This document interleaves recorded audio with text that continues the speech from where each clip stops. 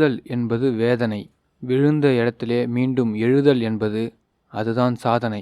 ஆமாங்க, எத்தனை முறை விழுந்தாலும் நீங்கள் எழுந்து கொண்டே இருப்பீங்க, சாதித்து கொண்டே இருப்பீங்க. அவ்வளோ சீக்கிரம் இவரை வீழ்த்த முடியலேன்னு எதிரிகள்லாம் வந்து ஒன்று கூடி ஆலோசித்து புது திட்டங்கள் தீட்டினாலும் அதையும் தாண்டி முன்னுக்கு வந்து கொண்டிருப்பவர்கள் தனுசு ராசிக்காரங்க. தனுசு ராசிக்கு இந்த கிரக பயிற்சிகள் முழு பலத்தையும் கொடுக்கக்கூடிய நேரம். உங்ககிட்டயே ஒரு கண்ணாடி முன்னாடி பேசினா எப்படி இருக்குமோ உங்களை உணர வைக்கக்கூடிய நேரத்தை இந்த கிரக பயிற்சிகள் கொடுக்குது. இதில் ஃபஸ்ட்டு பாருங்கள், குரு பகவான் தனுசு ராசிக்கு 7வது வீடு. நீங்கள் ஆசைப்பட்ட காதல் கைகூடும். ஆமாங்க, உங்கள் லவ் சக்ஸஸ் ஆகும். கணவன் மனைவிக்குள்ளே நல்ல ரிலேஷன்ஷிப் பில்ட் ஆகும். சண்டை போட்டவங்கெல்லாம் சேர போகிறீங்க. புதிய நண்பர்கள் கிடைப்பாங்க, புதிய உறவுகள் கிடைக்கும். எதிரியே இல்லாத ஒரு இல்லற வாழ்க்கை, இடைஞ்சலாக இருந்த தொல்லைகள்லாம் ஒழிஞ்சிரும். கல்யாணம், சந்தோஷம், நிம்மதி. கல்யாணம்னா எங்கெங்க நிம்மதிங்கிறீங்களா? அது ஒரு வகையான நிம்மதி. நிம்மதியிலேயே பல நிம்மதிகள் இருக்குல்ல. குரு என்ன சொல்கிறாரு? உங்கள் பிடிச்சவங்கிட்ட பிடிச்ச மாதிரி இரியா அப்படிங்கிறாரு. உங்களுக்கு நல்லது நடக்க போகுதுன்றாரு. எப்படி? இதான் பிளான். பிடிச்சவங்கிட்ட பிடிச்ச மாதிரி. இந்த பிடிச்ச மாதிரி இருக்கிறதுல பெரிய கஷ்டம் இருக்குது. எல்லாரும் என்ன பண்ணுறோம் தெரியுமா? போலியே ஒரு குணத்தை காட்டுறோம். ஏன் இந்த லவ்லாம் ஃபெயிலியர் ஆகுது, இந்த உறவுகள்லாம் பிரிஞ்சு போகுதுன்னா, 7ஆம் இடத்துல இருந்தால் ஏன் கல்யாணம் ஆக மாட்டேங்குதுன்னா, நம்ம என்ன பண்ணுறோம்? உண்மையாக இருக்கவே மாட்டேங்கிறோம். ஒரு இடத்துல போலியாக இருக்கிறோமா, அந்த போலிக்கு ஓகே ஆகுது, அப்புறமா உண்மையாக காட்டுறோம், அங்கே டிலே ஆகுது. இந்த நேரத்துலலாம் தனுசு ராசிக்காரங்க டக்குன்னு கல்யாணம் பண்ணுறங்க. டைமே எடுக்காதீங்க. நான் திருப்பி சொல்கிறேன், லவ் பண்ணுறீங்கன்னா உடனே கல்யாணம் பண்ணுறங்க. பொண்ணு பார்க்குறீங்க, மாப்பிள்ளை பார்க்குறீங்கன்னா உடனே முடிச்சிருங்க. அப்புறமா பார்த்துக்கலாம், வேலைக்கு போயிட்டு கல்யாணம் பண்ணிக்கிறேன். இதெல்லாம் தனுசு ராசிக்கு இப்போதைக்கு விடவே கூடாது. நீங்கள் என்ன நட்சத்திரமாக இருந்தாலும் பரவாயில்ல, இதுதான் குரு சொல்கிறாரு. அது மாதிரி நிச்சயதார்த்தம் பண்ணிவிட்டு ரொம்ப நாள் விட்டுறக்கூடாது, உடனே கல்யாணம் பண்ணிடணும். அதையும் சொல்லிடுறேன். சனி பகவான் 4ஆம் இடத்துக்கு வந்திருக்காரு. வயசில் பெரியவங்க உடல் நலத்தை பார்த்துக்கணும். அம்மா சார்ந்தவங்க, வீட்டில் பெரியவங்க, தாத்தா பாட்டி, இவங்க உடம்பை பார்த்துக்கணும். வெளிநாடு பயணங்கள் சிறக்கும். இப்போ வந்து இடம் விட்டு இடம் மாற வைப்பார் சனி பகவான்.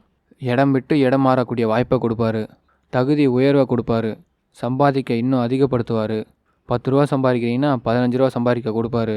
சார் எனக்கு உள்ளூரை விட்டு போக விருப்பம் இல்லை சார்னா, அப்படிலாம் சொல்லவே கூடாது. நான் 10 வருஷமாக இருக்கேன் இந்த இடத்துல, இதை விட்டு எப்படி நான் போக முடியும் அப்படின்னா வளர முடியாது. என்ன வாய்ப்பு கிடைக்குதோ அதை பயன்படுத்திக்கணும். இதை நான் சொல்லலை, சனி சொல்கிறாரு. சனி பகவான் இடமாற்றத்தை உறுதிப்படுத்திட்டார். அதனால் இதில் ரொம்ப தெளிவாக இருங்க. இடமாற்றம் நல்லதை கொடுக்கும், சக்ஸஸை கொடுக்கும், மகிழ்ச்சியை கொடுக்கும். அதே மாதிரி ராகு பகவான் 3ஆம் இடத்துக்கு வந்திருக்காரு. சம தைரியத்தை கொடுப்பாரு. நீங்கள் உங்களை ஹேர் கட் பண்ணிவிட்டு உங்களை ஒரு புது மனுஷனாக உங்களை மாற்றுங்க. நீங்கள் லேடிஸாக இருக்கட்டும், ஜென்ஸாக இருக்கட்டும், உங்களுடைய ஹேர் ஸ்டைல் எல்லாத்தையும் மாற்றுங்க. ஏன்னா இந்த உலகம் உங்களை ஒத்து பார்க்க போகுது. இந்த உலகம் உங்களுக்கு ஒரு தகுதி கொடுக்க போகுது. ராகு 3ஆம் இடத்துக்கு வந்திருக்காரு. உங்களுக்கு ஒரு தகுதி வேணும்னு எதிர்பார்த்தீங்கல்ல, ஒரு அங்கீகாரம் கிடைக்க போகுது. இவ்வளோ நாள் கிடைக்காம இருந்தது, இப்போ கிடைக்க போகுது கன்ஃபார்ம். அது கிடைக்கிறதுக்கு நம்ம ஒன்று தான் செய்யணும். என்ன செய்யணும்? ஃபஸ்ட்டு விஷயம், அங்கீகாரம் கிடைக்கிறதுக்கு நம்மளை வளர்த்துக்கணும், ஷார்ப்பாகிக்கணும். கேது பகவான் 9ஆம் வீட்டுக்கு வந்திருக்காரு, 9th பிளேஸ். அப்போ உயரிய சிந்தனைகள் ஏற்படும். நீங்கள் என்ன நினைக்கிறீங்கன்னா, மொத்த பேர் உங்களை உத்து பார்க்குறாங்க. உங்கள் முகம் வாடினாலோ, நீங்கள் ஏதாச்சும் தப்பாக பேசினாலோ கண்டிப்பாக கண்டுபிடிச்சிருவாங்க. இந்த ஃபோனில் பேசுகிறது, இந்த டிவியில் பேசுகிறது, குடும்பத்தில் யார்கிட்டையாச்சும் பேசுகிறது. இந்த 9ஆம் இடத்துல கேது வந்திருக்கிறதுனால உங்களை போட்டு கொடுத்துருவார். என்ன தோணுதோ அதை பேசுங்க. போலியாக இருந்தால் கேது ஞானம் கொடுக்க மாட்டார். அப்போ 9ஆம் வீட்டுக்கு கேது வந்திருக்கும்போது நீங்கள் உண்மையாக இருக்கிறதுக்கு முயற்சி பண்ணணும். போலியாக பேச வேண்டாம்.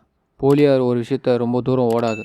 அப்போ இந்த 9ஆம் இடத்துக்கு வரும்போது காரியத்தை உங்களால் நஷ்டப்படுத்திடாதீங்க. சில விஷயத்தை ஒதுக்கிடாதீங்க. சந்தர்ப்பத்தை பயன்படுத்திக்கங்க. நான் முதல்ல சொன்னேன், உண்மையாக இருக்கணும்னு சொன்னேன். அதே உண்மையில் சீக்கிரட்டாக இருக்கணும். உண்மையும் சீக்கிரட்டும் எப்படி இருக்குது பாருங்கள். யார்கிட்ட எதை சொல்லணுமோ அவங்ககிட்ட சொல்லணும். கனக்கச்சிதமாக ஒரு காரியத்தை நகர்த்தணுமோ அப்படி நகர்த்தணும். இந்த கை கொடுக்குறது இந்த கை தெரியக்கூடாது. இதை மட்டும் பிளான் பண்ணுங்கள் தனுசு ராசிக்காரர்களே. இந்த கிரக பயிற்சி உங்களுக்கு சப்போர்ட்டாக இருக்க போகுது. இந்த 4 கிரகங்களும் இதை தான் நினைக்கிறாங்க. இதை மட்டும் செஞ்சால் தனுசுக்கு குறைவில்லை. லட்சத்தில் புரளலாம். வீடு, வாகனங்கள், யோகங்கள் கிடைக்கும். மன மகிழ்ச்சிகள் கிடைக்கும். என்னை பொறுத்த வரைக்கும் பண காசுலாம் அதிகமாக கிடைக்குங்க. ஒர்க்கு அதிகமாகும். நிறைய சம்பாதிக்கலாம். தைரியமாக இருங்க. சுபகாரியங்கள் நடக்கும். வீட்டில் எல்லாம் சந்தோஷமாக இருப்பாங்க. அமோகமாக இருக்குது இந்த நேரம். மறக்காமல் சப்ஸ்கிரைப் பண்ணுங்கள், பெல் ஐக்கனை கிளிக் பண்ணுங்கள், லைக் பண்ணுங்கள், தனுசு ராசிக்காரவங்களுக்கு ஷேர் பண்ணுங்கள், கமெண்ட்டில் சொல்லுங்கள் இந்த வருஷம் உங்களுக்கு எப்படி போகுதுன்னு. இது மாதிரி தான் கிரகங்கள் நினைக்கிறாங்க. இது மாதிரி நம்ம இனிமேல் பயணம் பண்ணால் நிச்சயமாக நம்ம வாழ்க்கையில் எந்த தோல்வியும் வராது. இந்த கிரக பெயர்ச்சி நம்ம வாழ்க்கையில் தினசரி நல்ல மாற்றங்களை ஏற்படுத்தும். இது முதல்ல ஞாபகம் வச்சுக்கோங்க. என்றைக்குமே ஒன்றே ஒன்று தான், ஒரு நல்ல குரு கிடைத்து விட்டால் நம்ம வாழ்க்கை என்றைக்குமே வெற்றியாகும்.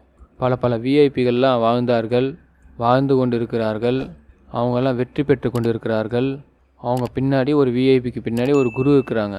யாரோ ஒருத்தவங்க அவங்களுக்கு பிளான் போட்டு தராங்க. இல்லைனா அவங்க விஐபியாக தொடர முடியாது.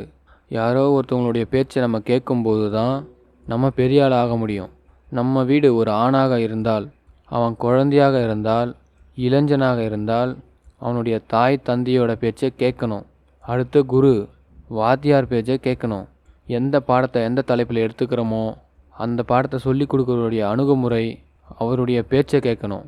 கல்யாணம் ஆகிடுச்சுன்னா மனைவியோட பேச்சை கேட்கணும். இதுதான் ஃபஸ்ட்டு குரு சிலபஸ். பெண்ணாக இருந்தாலும் அதே தான். கல்யாணம்னா கணவனுடைய பேச்சை கேட்கணும். நமக்கு எல்லாமே புரிய வரும். இருந்தாலும் ஒரு சஜஷன், ஏங்க நான் இப்படி பண்ணலாமா, அங்கேயே ரிசல்ட் தெரிஞ்சிடும், போகலாமா வேண்டாமான்னு.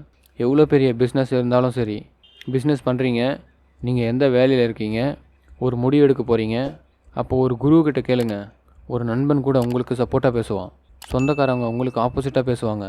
அப்போது ஒரு குரு கரெக்டாக ஐடியா கொடுப்பாரு. அதுக்கு தான் ஜோதிடம் பார்க்குறோம். என்னை பொறுத்த வரைக்கும் நான் சொல்கிற ஐடியா தான்.